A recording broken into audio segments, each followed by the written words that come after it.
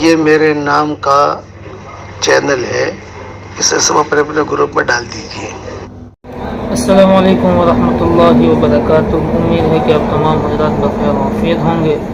آج اب حضرات کے سامنے حضرت کی ایک اور کلپ لے کے آیا ہوں، آپ آگے سن سکتے ہیں انشاءاللہ۔ ویڈیو کی شکل کے اندر آخر رکھوں گا۔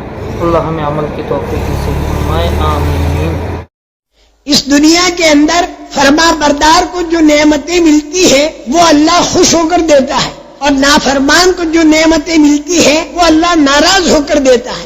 آپ کو تعجب ہوگا کہ نافرمان کو نعمت ناراض ہو کر دی جاتی ہے۔ جی ہاں، آپ بھی کبھی کبھی ایسا کرتے ہیں۔ چوہے آپ کے گھر کے اندر بہت ہو گئے، آپ کا کھانا، آپ کا بستر، آپ کی کتابیں وہ کھا جاتے ہیں، تو آپ چاروں طرف چوہوں کے پنجرے پھیلا دیتے ہیں اور اس کے اندر گھی والی روٹی آپ رکھ دیتے ہیں۔ تو یہ چوہے کے پنجرے میں جو آپ نے نعمت رکھی، یہ آپ نے اس کو گرفتار کرنے کے لیے رکھی ہے، خوش ہو کر نہیں رکھی، ناراض ہو کر رکھی اس کو گرفتار کرنے کے لیے۔ اب چوہا آیا اور اس نے دیکھا کہ چاروں طرف نعمتیں ہیں۔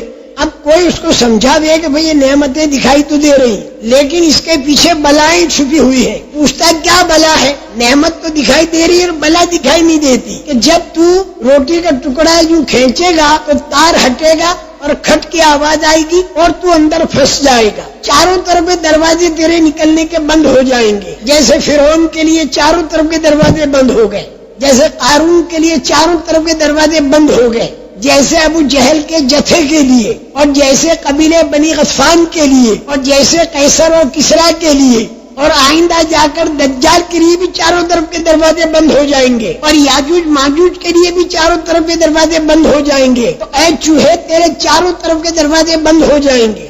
پھر کیا ہوگا؟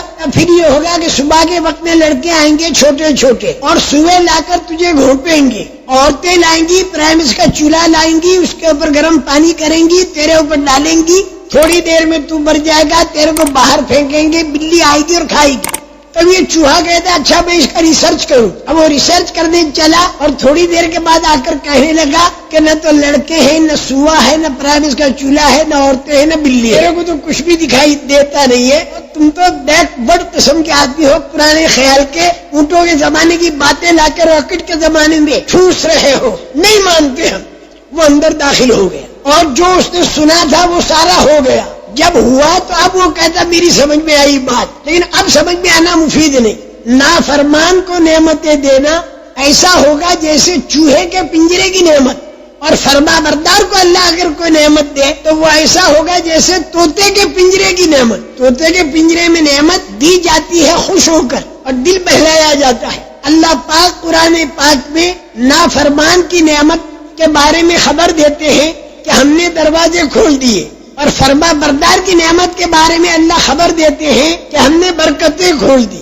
وہاں برکتوں کا کھولنا بتایا فرما بردار کے لیے، اور نافرمان کے لیے اللہ نے دروازوں کا کھولنا بتایا۔ اللہ پاک جو فرماتے ہیں کہ جو ان کو بات بتائی گئی اللہ رسول کی طرف سے اسے وہ بھول گئے، تو ہم نے ان کے لیے ہر لائن کے دروازے کھول دیے، طاقت کے دروازے، دھن دولت کے دروازے، پبلسٹی کے دروازے، وہ سارے کے سارے ہم نے ان کے اوپر کھول دیے۔